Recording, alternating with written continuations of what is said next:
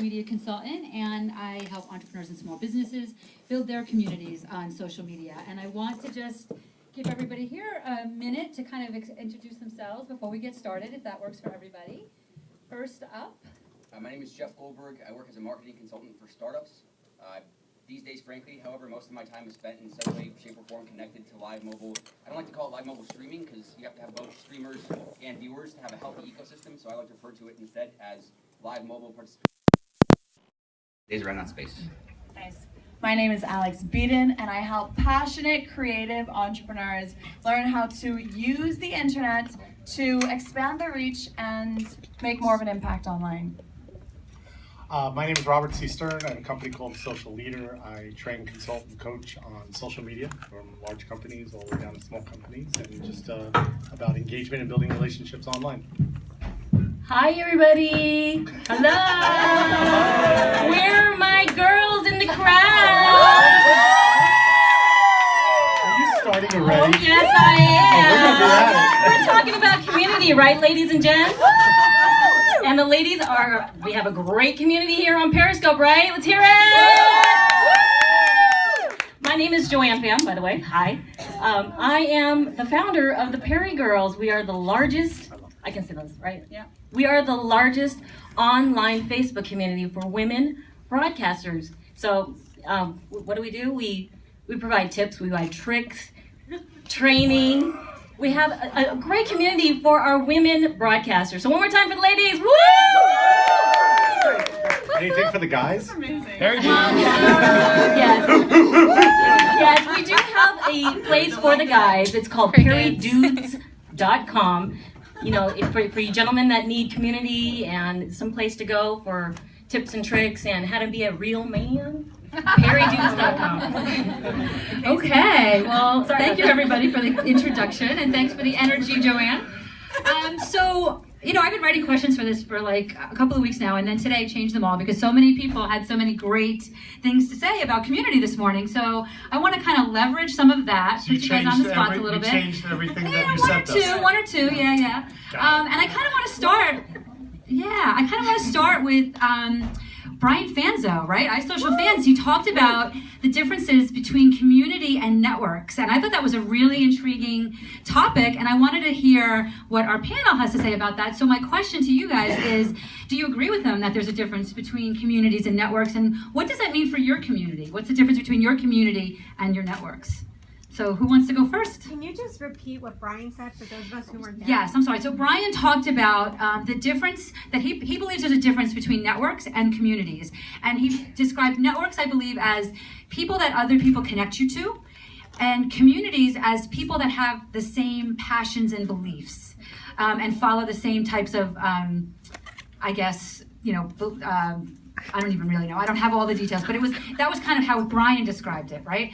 So, and I love that. I've never heard it described that way. So I thought that would be a good way to kick this discussion off. What do you guys think about that? I mean, I'll jump in real quick. This is going to be brief, but I think that first off, I really enjoyed the distinction he made there. But I also feel, at least in my experience, there's also a connection between communities and networks. What I mean by that is many of the community members that I met through Periscope have helped enrich my network, right? So I think that they have that sort of symbiotic relationship. I agree.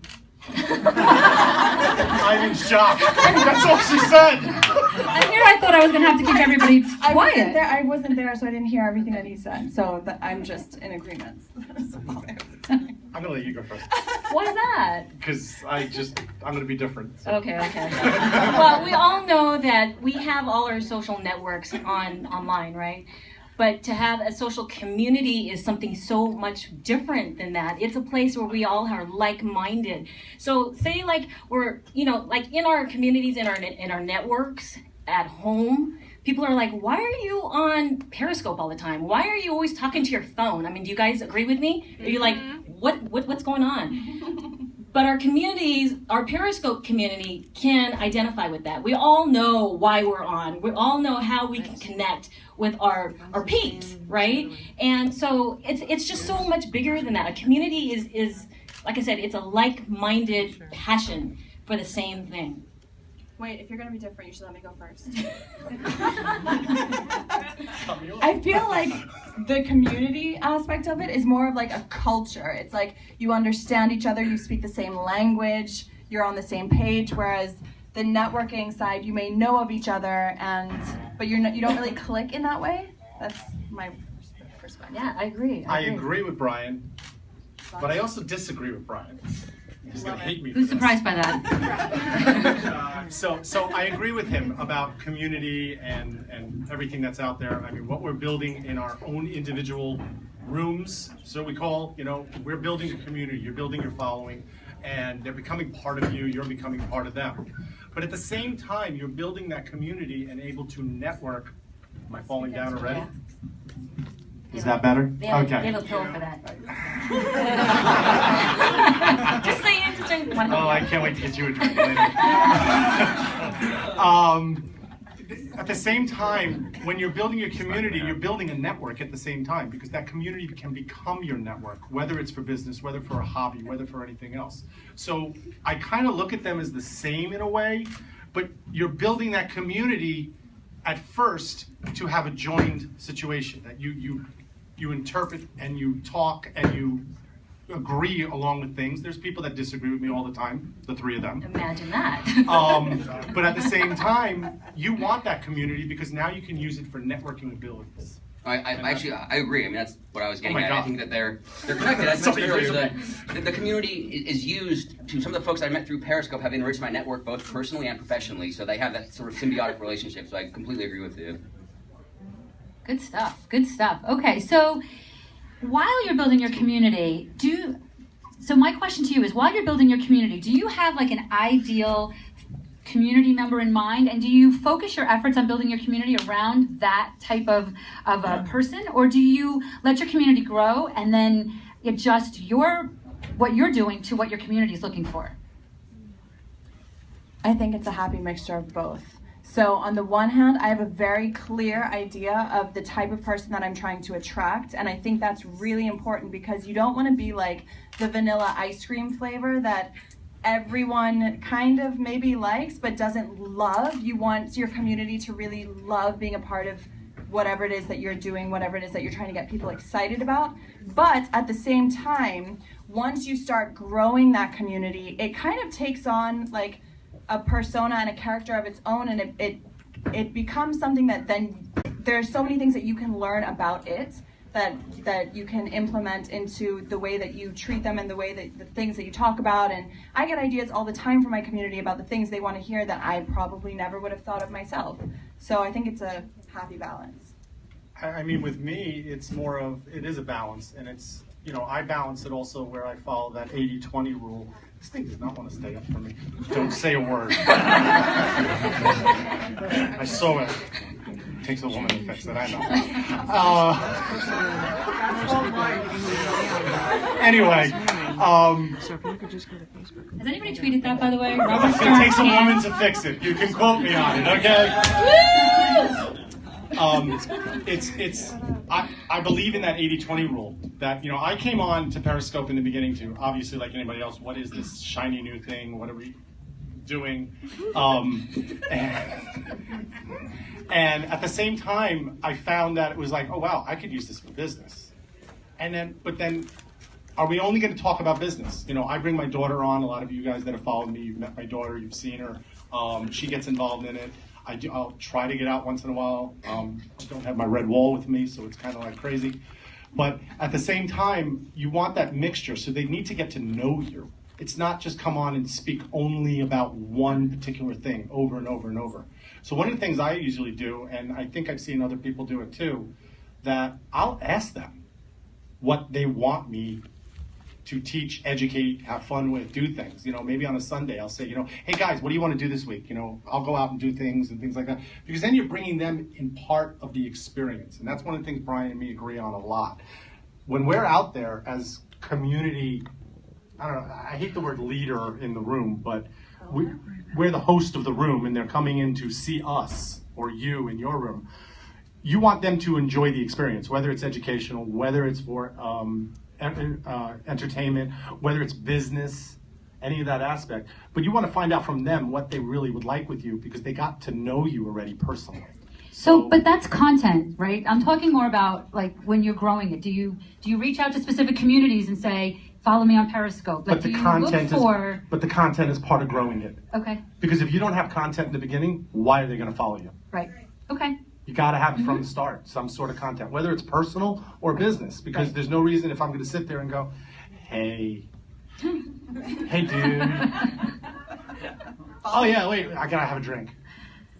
They're not going to follow you. So if you come out the gate with information or fun or things like that, that's where you grab them into your community. Okay.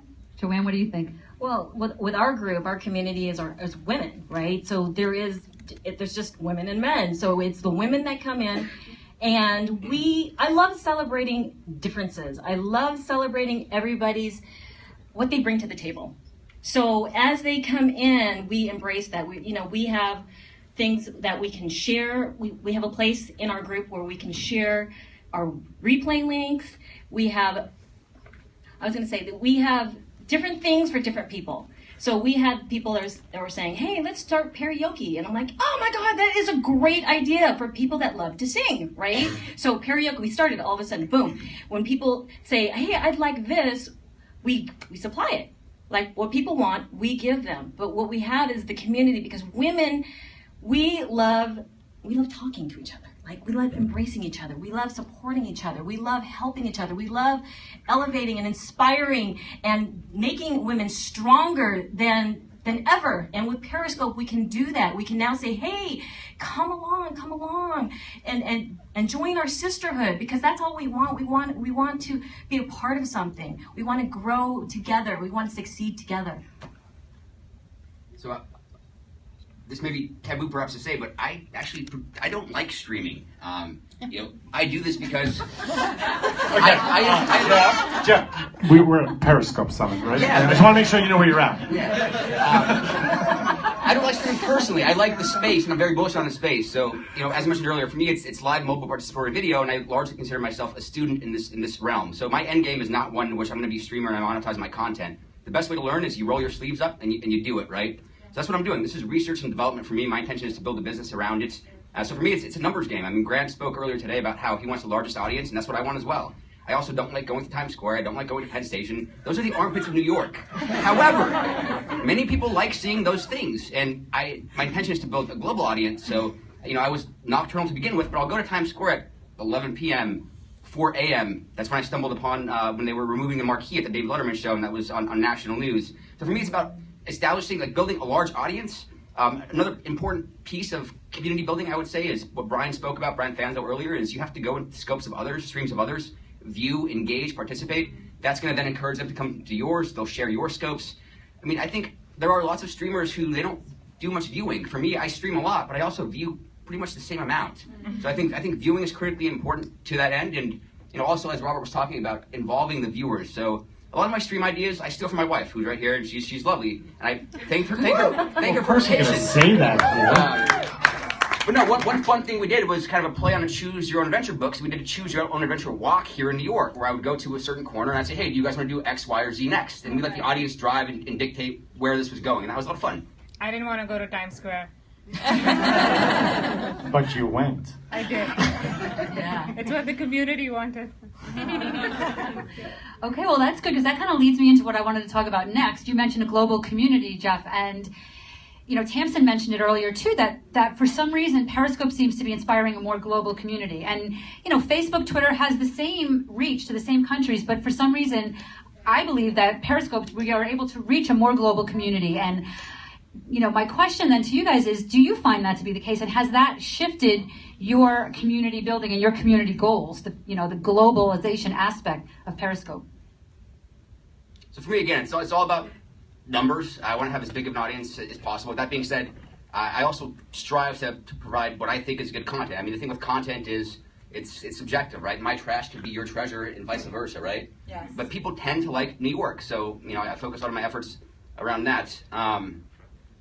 I just lost my train of thought. So. But I would imagine that people the from all over global the nature of it, right. yeah, So so- people from all over the world love seeing Times Square because they might not have had an opportunity to do it otherwise. Now I remember where I was going. So, that's why I stream at odd hours, and frankly, sometimes it's the same content because there are continually going to be new folks joining the app, and for me, that's I care about growing my audience. So that's Right. what I do.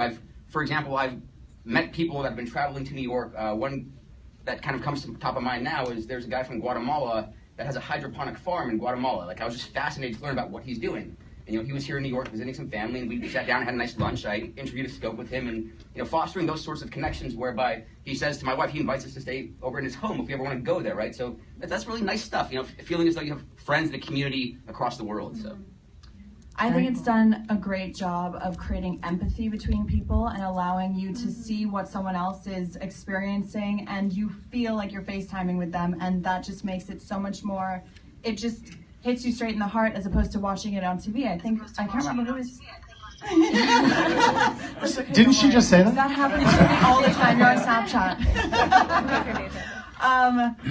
I think it was Tamsin who was earlier today talking about how when you see something on CNN, I mean, you're so used to seeing things there that it doesn't hit you as much as it does when you're watching it on Periscope. So for me, the global aspect, since my business has already been global even before, it's great, but the big thing for me was really witnessing other people's Periscopes and seeing what they're broadcasting and allowing me to experience the world, and it really brings us all together, and I think that's beautiful. See, I agree with the global situation. I mean, my business before March 26th was all United States. Right. And now I could probably attribute to 25% of my business is outside the United States. And that is because of Periscope. So I was able to be heard outside differently than, the normal way of social media, Facebook, you put a post up and you do this, you hide behind the computer. This has given us opportunities now to learn from each other, to see the other cultures, to see everything that's going on out there, and then them learning from us at the same time. So I'm in complete agreement that globally it's made the world smaller. I mean, there's friends I've made, Australia, England. I am dying now to go to the countries, not because I just want to see the countries, because I want to see them. Right. The global aspect is amazing, you guys. I mean, or else can you push a red button and you're on 24/7 and you have people coming in from wherever, because there are night owls in every single country. So it doesn't matter what time you stream. I hear so many people say, well, what is the best time to stream? I say just stream anytime because, like I said, being global, somebody is awake somewhere 24/7. And what I find really, really interesting is that even if people are in different countries, we all are kind of the same, right? All right, you guys? Hello? Hello? Yes. We all want community. We want to engage with each other. We all want to be seen. We all want everybody to say, hi, Joe Schmo, hi, Akbar, hi, Ying Chow. Wherever you're at, people love hearing their name, and it's so important to learn that, even though they're in a different country. We're all the same, really. Yeah. Cool. Okay, so I want to hear a little bit about your plan for growing your community. So is there a best practice for you in your business or your Periscope world growing your community? For example, 2 times a day is the best, or Periscope at night, or I Periscope in the morning, or is it just is it consistency and it doesn't matter the number? Is there a plan that is specifically connected to your community growing plans? Can I on this one first? Absolutely. It was said today. I think it was, who said now is the time? Was that Grant Cardone. It's when you're ready to do it, just hit the button and go. Don't wait. Don't say, oh, I'll do it next week. I'm going to plan out this whole entire thing. I'm going to do. Just get on there and do it. You can make a few bullet points of what you want to talk about. That's your little checklist, your cheat sheet, whatever you want to call it. There is, in my personal opinion, there is no best time because there's people always on. I could go on at 7 in the morning. I can go on at 10 o'clock at night.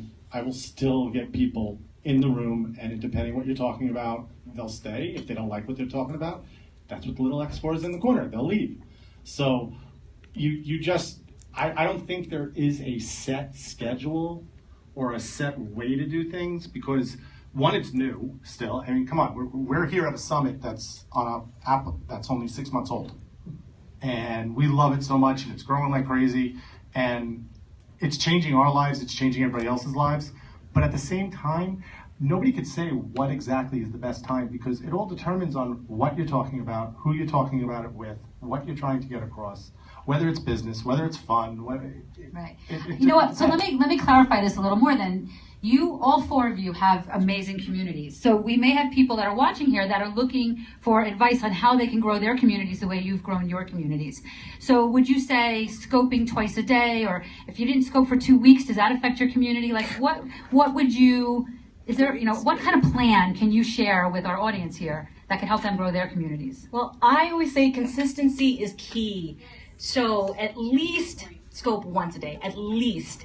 And I always tell people, if you don't know what to scope about, do your little answering machine scope, where if somebody is browsing your profile, how people, because we all click on other people's names and their comments, and they want to see who this person is, and they look at their most recent. And if there's nothing there, they can't get to know you. So just do a 2-minute scope that says like, hey everybody, my name is Joanne Pham, and I broadcast live from Los Angeles, California. I love to scope about things in the United States, and I'm a foodie, and if you'd love to connect with me, just click on the little dude in the corner right there and click the plus sign next to my name, and you'll get a notification on whenever I'm live. I would love to connect with you, and you can, reach me at GoRiceGirl on all social medias.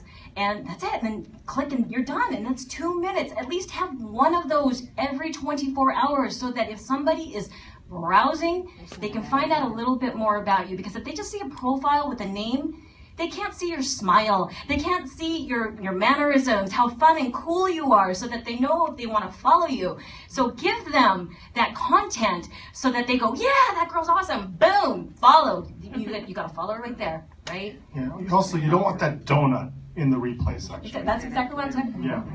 Yeah. I know you were. I'm just clarifying. Okay, thank you. So you don't want the donut, because you got to remember, when people look at that profile, which everybody does, and if there's an egg, no picture, we don't do anything about it.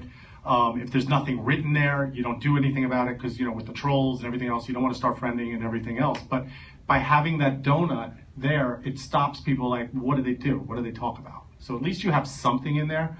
Whether you do it more, that's totally up to you.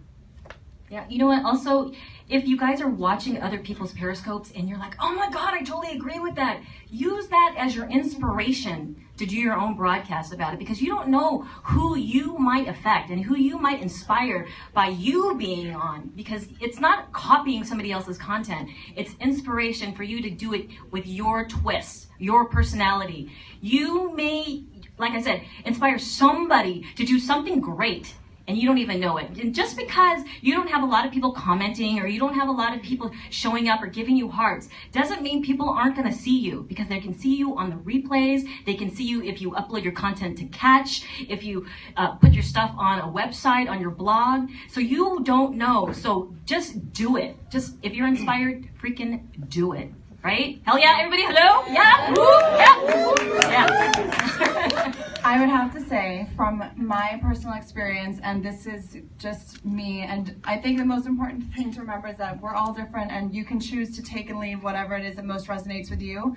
I feel like if you don't have the passion or the inspiration or whatever behind showing up on Periscope that day, I think it's better to not show up on Periscope that day than to force yourself to show up on Periscope and not necessarily be fully there and really feeling it and really enjoying whatever it is that you're doing. I think the most important thing is to find that passion, find that excitement, find a community. Even if you haven't Periscoped ever, start interacting with other people's Periscopes, get to know other people, make sure that when you have your first Periscope, you have people who can come and support you.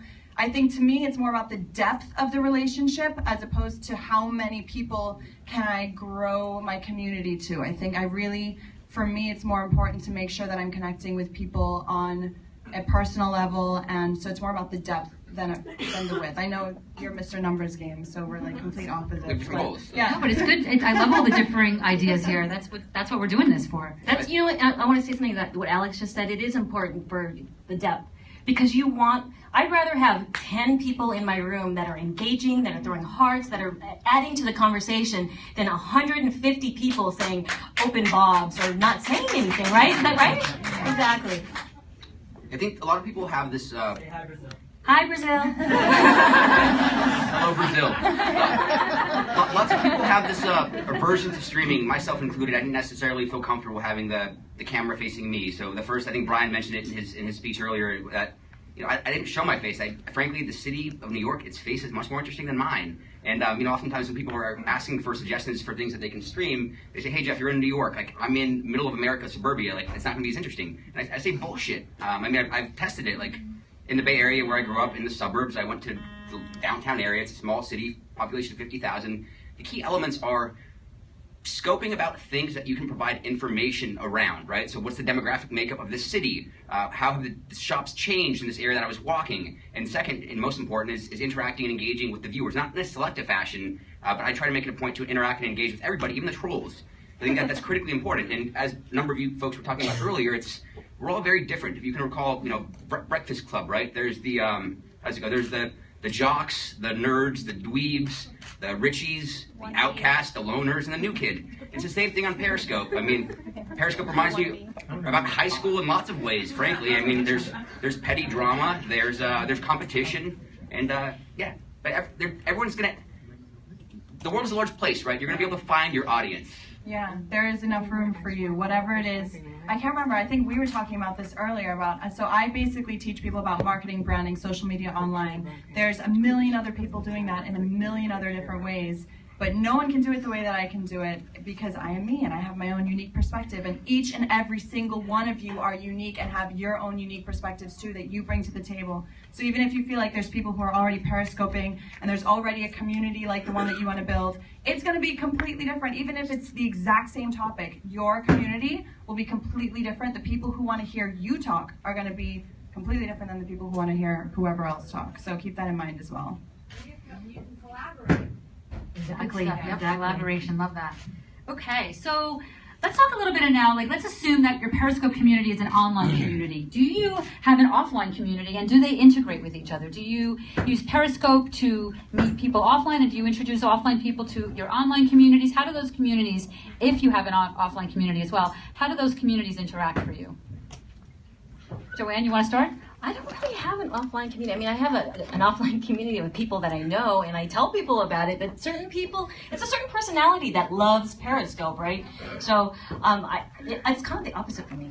You know what I mean? I meet all these people on Periscope, and they want to meet offline. They're like, "Joanne, are you going to be in the city?" I'm like, "I can be. Let's do it. Let's have lunch, right?" Well, that's exactly what I asked. So that's perfect. So you're taking this online community. Yes. Okay. I do. An offline community, right? And you're creating a. Is that your final answer? Yes. I love that. Yes, Alex. With me, it's all about taking it offline because I'm using it as a business, and I'll use an example. Early on in the beginning stage, I would start to talk with people. I'd go in their scopes, they'd come in my scopes, and I'll give an example. Mr. Stolken, who is sitting here, Jason, I think after 2 weeks of talking, we were on the phone. He's in Denver, I'm in Jersey, and we just right to the phone. And there's other people probably here too I've met in other ways.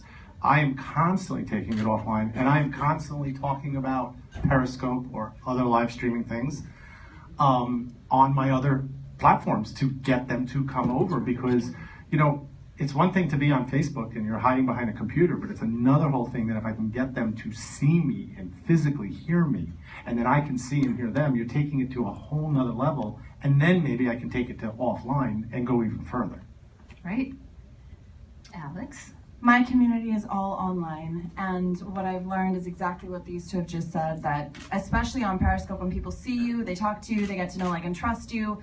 There's so many people that I've met here who I've been following on Periscope, or they've been following me on Periscope, and it's like we feel like we know each other already, and that is so amazing and blows my mind that you can even have that kind of relationship with someone who you've technically never met. So yeah, for me it's about online, bringing it offline, or just staying online. So the thing that fascinates me most with Periscope, with Meerkat, is typically you think of tech and it distances people, right? We may be having coffee or lunch, we all have our phones on the table, we're looking at our phones, right? So when you have tech, which is actually, in my case, has been used to foster many in real life connections, that's really powerful stuff. So I started off on Meerkat when Periscope was very busy showing everybody their fridges. I was setting up meetups, Meerkat meetups in Los Angeles and San Francisco. Quite literally before this event, I've met in real life probably over 400 people, where initially it came by way of Meerkat and Periscope. And to me, that's really fascinating, and that's the power of community.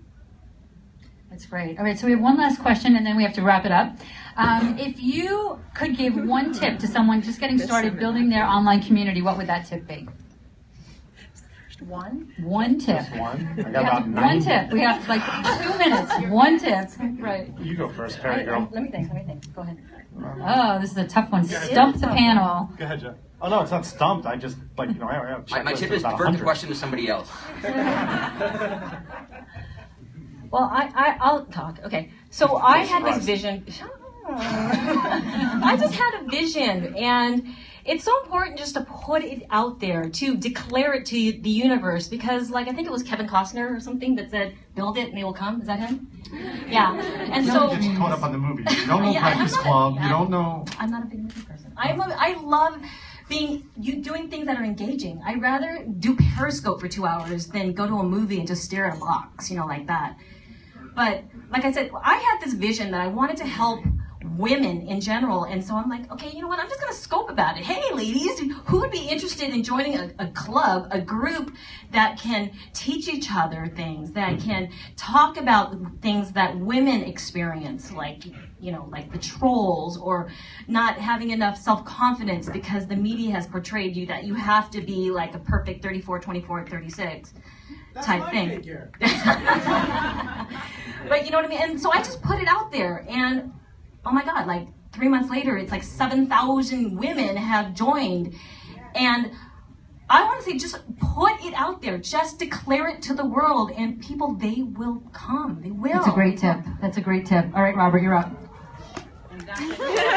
I mouthed it. I didn't say. One tip. I'll jump And into Robert, it. not to interrupt, but guys, So Geoff, we got to wrap. Geoff So just volunteered quick to. tips. Right. So my tip is to lurk. I spent the first few weeks on Meerkat not streaming myself. That's what I You lurk, you see what everybody else is doing, and then you figure out what you want to run with. So lurk. I was going to say set your intention, but I'm copying what he just said because that's the exact same thing that I did. I really just went around, saw how people were using it, looked at what I liked that people were doing, looked at what I didn't like, which is going to be different from everyone else, and kind of created my own little culture of what I wanted to create on Periscope.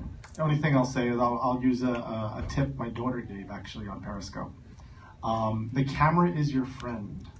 Don't be afraid of it and just do it. Because Good stuff. it's just get out there and just speak. I mean, what's the worst that's going to happen? People are going to leave your room? I mean, it's not harmful. They're not physically in front of you. It's all on your camera. So just go out there and talk and be yourself and just do it. Okay, good stuff. That was a 5-minute. Yes, yes. On the minute. Yes, on the minute. Yes. Wonderful. Well, please give them a round of applause. This is great information. Thank you guys.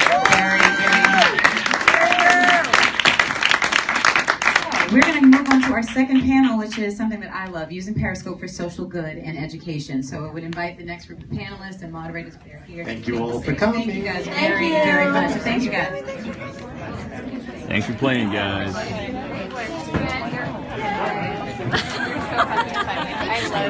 love it. Still on.